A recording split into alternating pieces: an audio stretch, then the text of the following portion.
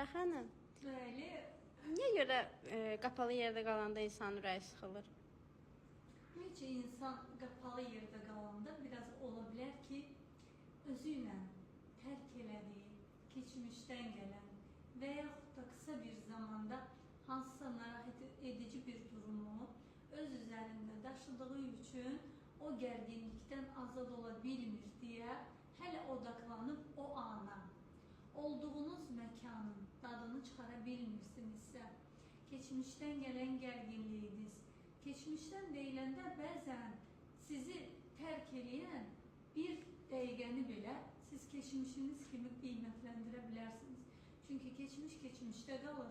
Bəzi insanlar keçmişdən gələn gərginliyini bu anına daşıyır, gətirir və həmin bu an bugünkü gün sizə narahatlıq verir, huzur vermir və vermədiyi halda da sizlərin özünüzün içinizdə bir darıxdırıcı bir his yaranır.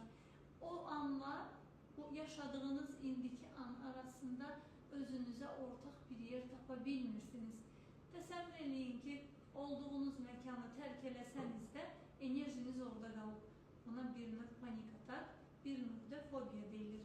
Əgər bu fobiyalarınızdan azad olmaq istəyirsinizsə, ilkin olaraq özünüzü sevin, daxili huzurunuzu bərpa eləyin.